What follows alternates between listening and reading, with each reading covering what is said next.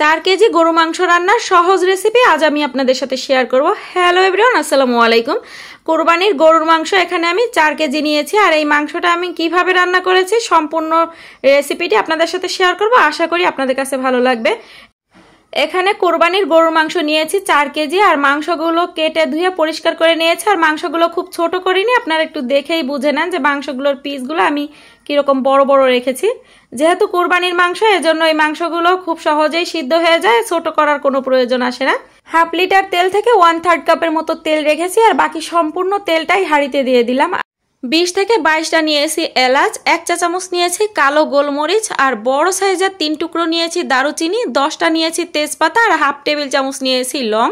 এবার এই মশলাগুলো তেলের ভিতরে দিয়ে দিচ্ছি।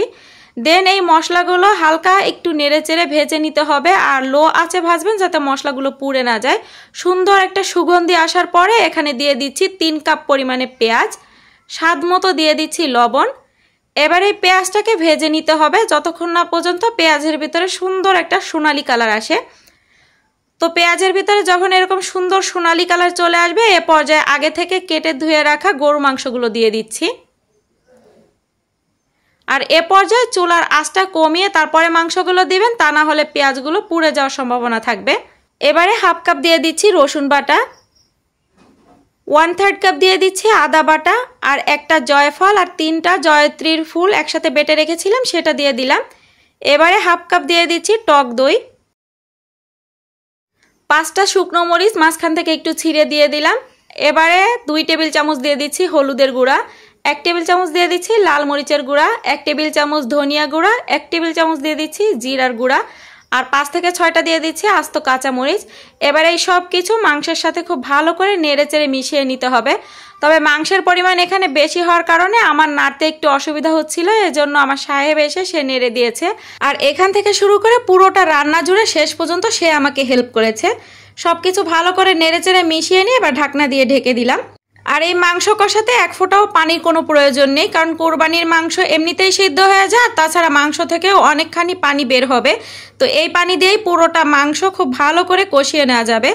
ঢাকনাটা তুলে একটুখানি নেড়ে চেড়ে আবারও ঢাকনা দিয়ে ঢেকে দিচ্ছি।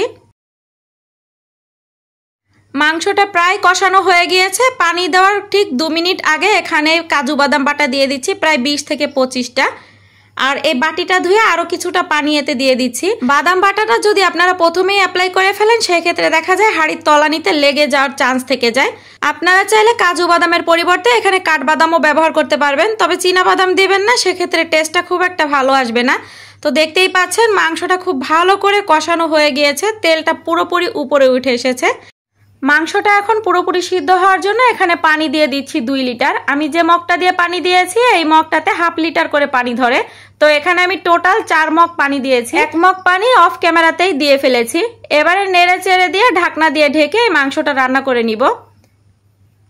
তো মাংসটা প্রায় 80% সিদ্ধ হয়ে গিয়েছে। ঢাকনাটা তুলে এবারে নেড়ে চেড়ে মিশিয়ে নিচ্ছি।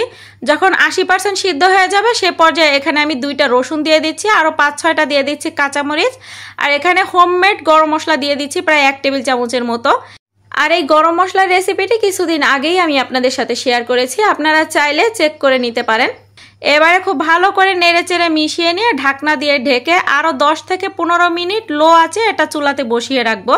আমার আজকের গরু মাংস রান্না অলমোস্ট রেডি। এখানে যতটা ঝোল দেখতে পাচ্ছেন ঠান্ডা হওয়ার পরে এই ঝোলটা আরও কিছুটা কমে যাবে। তো এবারে চুলাটা বন্ধ করে দিচ্ছি আর ফিরে আসছি কিছুক্ষণ পরে।